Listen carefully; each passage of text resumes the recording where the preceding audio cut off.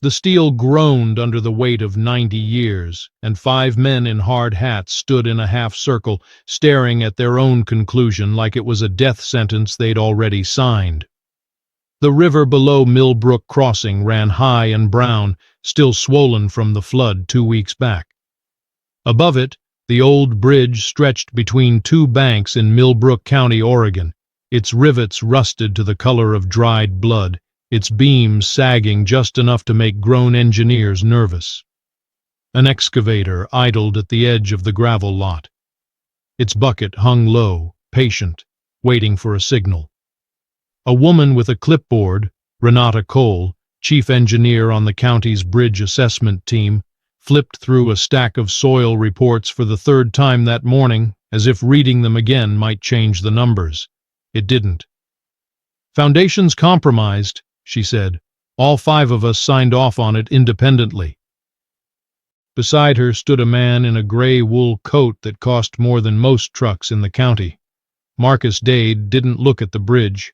He looked at his watch. "Then we don't need a 6th opinion," he said. "We need a permit." He turned to the small crowd that had gathered, farmers, shopkeepers, a few kids on bicycles who should have been in school. He smiled the way men smile when they've already won something. "Folks, I know this bridge means something to some of you," Dade said. "Sentiment's a fine thing, but sentiment doesn't hold up 90-year-old steel over a river." He gestured toward the excavator. "This structure is finished. My company is prepared to replace it with something safer, something built for the next 100 years. Somewhere in the back of the crowd, an old man in a canvas jacket said nothing. He just watched the water move under the bridge the way a man watches an old friend's chest rise and fall in a hospital bed. His name was Wendell Hargrove. He was 78 years old. He had a limp from a tractor accident 40 years back and hands like the bark on an old oak. Nobody in that crowd knew it yet, but he had helped build that bridge as a boy, standing knee-deep in that very river beside his father in the summer of 1934. The excavator operator climbed into his cab. The engine coughed once, twice, then caught. That's when Wendell stepped forward. "Don't tear it down," he said. His voice wasn't loud. It didn't need to be. "You're looking at the wrong bridge." For a moment nobody moved. Then Marcus Dade laughed, a short, sharp sound, the kind rich men make when they think poor men have said something cute. "Sir, with respect," Dade said, 5 licensed engineers just told you this bridge is dead. What exactly do you know that they don't?" Wendell didn't answer right away. He looked at the river instead, like he was listening to something underneath it that the rest of them couldn't hear. If you've ever watched something you loved get written off by people who never bothered to understand it, you already know how this feels. Stay with me through this one. Hit subscribe now, because what this old man does next isn't just about a bridge. It's about what happens when the world forgets that some things were built to outlast the people who doubted them. The crowd was still chuckling when Wendell turned and walked away, not toward his truck, but toward the old barn on the ridge behind his farmhouse, where something had been sleeping under a canvas tarp for longer than most of those engineers had been alive. Dade checked his watch again, more for the crowd's benefit than his own. 48 hours, he announced. That's what the county's given me before I proceed. So if anyone has actual evidence, a report, a document, anything with a signature on it, bring it to the courthouse by Thursday. Otherwise, this conversation is over. He turned back toward his car, a black sedan that looked out of place against the gravel and the pine trees, and didn't wait to see if anyone followed him. Renata Cole lingered behind, watching the old man's back as he climbed the ridge toward his barn. She had spent 6 years studying structural failure. She'd seen men panic when they were told they were wrong. She'd seen them argue, threaten lawsuits, cry in parking lots. She had never seen a man just walk away and go find something. That bothered her more than she wanted to admit. Wendell didn't run. He didn't hurry. He walked the way a man walks when he already knows exactly where he's going and exactly what he'll find there, because he buried it there himself decades ago on purpose. The barn door hadn't been opened in 3 years. It stuck on the frame, and he had to put his shoulder into it before it gave way with a groan that matched the one still echoing in his knees. Dust hung in the light coming through the slats. In the far corner, under a canvas tarp gone stiff with age, sat a shape the size of a small tractor. He pulled the tarp back slowly, the way you'd uncover something sleeping. Underneath was a Caterpillar 15, built in 1936. Its paint had gone the color of rust and rain. Wendell spent the better part of the night in the barn, his fingers stained with grease and diesel as he bled the fuel lines and swapped in the heavy-duty batteries he'd kept on a trickle charger in the garage. He had to use a blowtorch to warm the intake manifold against the morning chill. When he finally pulled the starter lever, the old iron beast didn't just cough. Numbed by decades of sleep, it fought him. It took 3 tries, a cloud of thick black smoke, and a prayer to his father before the engine settled into a rhythmic, ground-shaking thrum. He ran a hand along the vibrating metal side panel, feeling the machine's heartbeat match his own. Then he walked to the house, picked up the phone, and dialed a number he hadn't used in a long time. "Dorothy," he said when the line connected, "it's Wendell Hargrove." A pause on the other end. Dorothy Cade was the only lawyer in 3 counties who still took cases for the price of a home-cooked meal and a favor owed. She'd represented Wendell's father once, back when a timber company tried to claim half his pasture through a surveying error. "Wendell," she said, "it's been a while. What's wrong?" "They're going to tear down the crossing bridge," he said. "Tomorrow, maybe the day after. 5 engineers say the foundation's gone." "Is it?" Wendell was quiet for a moment. "No," he said. "It's just buried." There was a long silence on the line, the kind of silence that comes when someone is deciding whether to trust a man's memory over a stack of official paperwork. "I'll be there in the morning," Dorothy finally said. "Bring whatever you've got." Wendell hung up the phone and stood in his kitchen for a long moment, looking at nothing in particular. Then he walked to the hallway closet, reached to the highest shelf, and pulled down a wooden chest he hadn't opened since his father's funeral. He set it on the table. He didn't open it yet. Some doors, once you open them, you can't close again, and Wendell Hargrove had waited 70 years to decide if he was ready for that. The wooden chest sat on the kitchen table until well past midnight before Wendell finally lifted its lid. Inside, wrapped in a square of oilcloth gone brittle with age, was a leather-bound notebook. Beside it lay a single photograph, its edges curled, showing a row of men standing on wooden scaffolding above a half-finished bridge. 1894 written in pencil on the back would have been wrong. The numbers read 1934 in his father's careful hand. Wendell didn't read the notebook that night. He didn't need to. He'd heard every word of it already 40 years earlier, from a man who never wasted breath on stories that didn't matter. He was 8 years old the summer his father took him down to the riverbank. The water had been low that year, low enough to see the old stone footings the county engineers had wanted torn out and replaced with poured concrete, cheaper, faster, modern. "Concrete cracks when the ground moves," his father had said, kneeling in the mud, fitting one hand-cut stone against another. "Stone breathes with the river. You give it a good foundation, deep enough and wide enough, and it'll outlast every man who ever doubted it." Young Wendell had asked him how he knew that. His father hadn't answered right away. He'd just pointed at the riverbed, where a second row of footings sat buried a few feet upstream from where the county's official blueprint said the foundation should be. A private correction, made quietly without anyone's permission, because a young stonemason named Hargrove had looked at the original survey and known in his bones that it was wrong. "Sometimes the men with the fancy drawings," his father said, "haven't stood in the water long enough to understand it."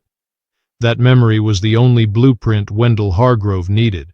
By 6 the next morning, he was back at the construction site, the old Caterpillar rumbling down the dirt road behind his truck like something risen from a grave.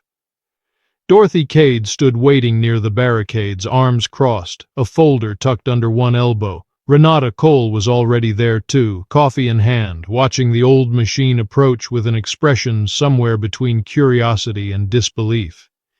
"You can't just start digging," said the site foreman, stepping in front of the tracks. "This is an active engineering site." "Then get your engineer," Wendell said, and nodded toward Renata. Dorothy stepped forward, holding up a single sheet of paper. A county right of access notice, decades old but never repealed, granting the Hargrove family limited excavation rights along that stretch of riverbank in exchange for the original footing work. Renata read it twice. Then she looked at Wendell. "You really think there's a second foundation down there?" "I don't think it," Wendell said. "I watched my father build it." Renata glanced at her clipboard, at the modern survey data that had convinced 5 separate engineers the bridge was beyond saving. Then she glanced at the old man's hands, steady on the excavator controls, and made a decision that would follow her for the rest of her career. "You've got 1 hour," she said. "Anyone gets hurt, this stops." The Caterpillar's engine rose to a low growl. Wendell guided the bucket down, not at the collapsed foundation the reports had flagged, but 10 feet upstream, exactly where an 8-year-old boy had once watched his father lay stone by hand. The first pass brought up nothing but gray river mud and rotted branches. The crowd began to murmur. Dade let out a short, mocking breath. The second pass hit a stump, the old Caterpillar's track slipping in the muck for a terrifying second. Wendell didn't flinch. He closed his eyes for a heartbeat, remembering his father's hand pointing, not at the bank, but at the way the current swirled around the bend.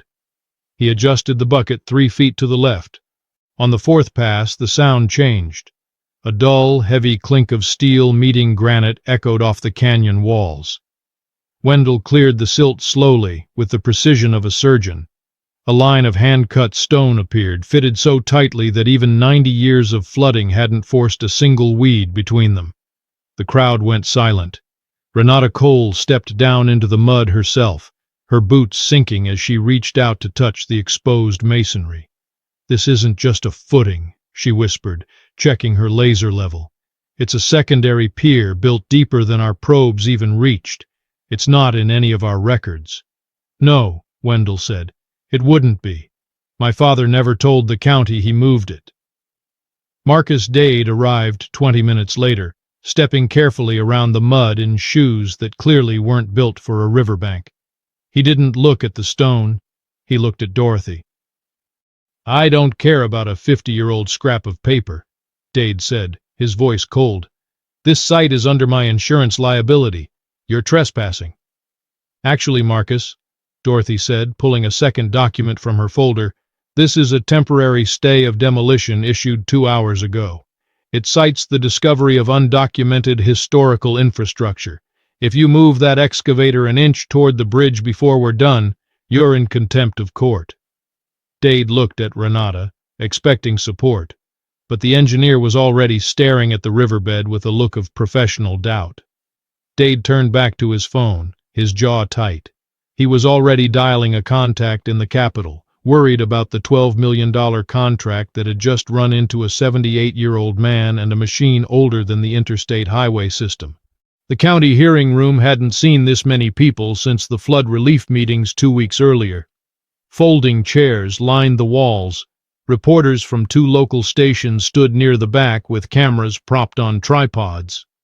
At the front table sat the county commissioners, and beside them, Renata Cole, a stack of freshly revised engineering reports in front of her. Marcus Dade sat at the opposing table, his gray coat replaced by a dark suit that looked stiff, almost defensive. He'd had 3 days to prepare a counter-argument, and he used every one of them. "The discovery of a single secondary footing," Dade said, standing, addressing the commissioners directly, "does not override a formal structural assessment conducted by 5 licensed engineers. Sentiment is not a substitute for certified process." A few heads nodded. Dade had a way of making doubt sound like discipline. Dorothy Cade rose from her seat beside Wendell, unhurried, and placed a folder on the table. "Mr. Dade is right about one thing," she said. "Process matters. So let's talk about process." She opened the folder. In 1934, the county approved the original construction plans for Millbrook Crossing. Those plans specified a single foundation line, but the county's own right of access ledger, filed and never revoked, grants the Hargrove family permission to perform, quote, additional footing reinforcement as deemed necessary by the acting stonemason. She slid a photocopy across the table. That stonemason was Wendell's father. He didn't deviate from the plan out of carelessness. He corrected it, using authority the county granted him at the time because he recognized a flaw in the original survey before the bridge was even finished. Renata Cole spoke next, her voice steady. I've spent the last 3 days rerunning our structural models with the newly discovered footing included. The results aren't close. This bridge isn't failing. It was never failing. Our original assessment was built on incomplete data that excluded a support structure nobody knew existed. Dade's expression didn't move, but his hand tightened slightly around his pen. Even if that's true, he said, the county already approved demolition funding. Reversing course now would be correct, one of the commissioners interrupted. Mr. Dade, are you suggesting we tear down a sound structure because it's administratively inconvenient not to? The room went quiet, in the particular way rooms go quiet when someone powerful has just been asked a question they don't have a good answer to. Then Dorothy placed one more item on the table, a small leather notebook, its pages soft with age.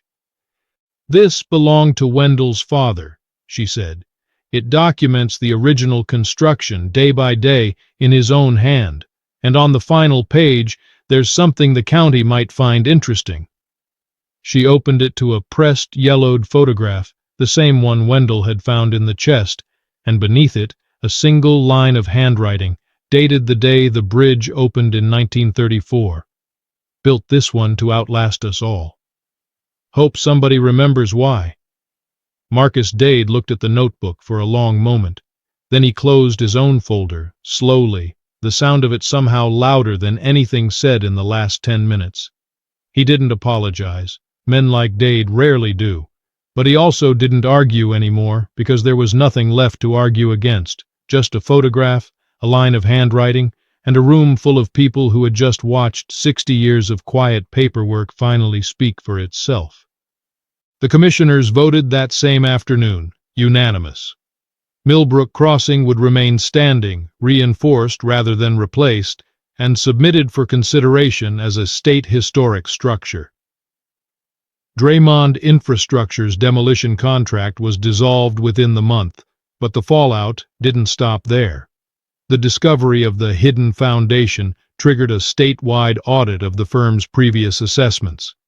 Investigators found a pattern of expedited reports where sound structures were flagged for demolition to secure lucrative replacement contracts. By the following spring, Marcus Dade's name had vanished from every public bid list in the Pacific Northwest, replaced by the weight of a dozen pending lawsuits. 6 months later, a small brass plaque was mounted at the base of the bridge. It didn't mention Marcus Dade, or Draymond Infrastructure, or the demolition that almost happened. It read simply, Millbrook Crossing, built 1934, preserved through 3 generations of the Hargrove family. Some foundations are stronger than the records show. Wendell stood at the unveiling in the same canvas jacket he'd worn the day the excavator first showed up. Reporters asked him how it felt to be recognized after all these years. He looked at the bridge for a while before answering, the way he always did when a question actually mattered to him. I didn't save this bridge, he said. I just remembered it the way it actually was. He went home that evening, same as always. No parade, no press conference at his farmhouse, no sudden fortune spent on things he didn't need.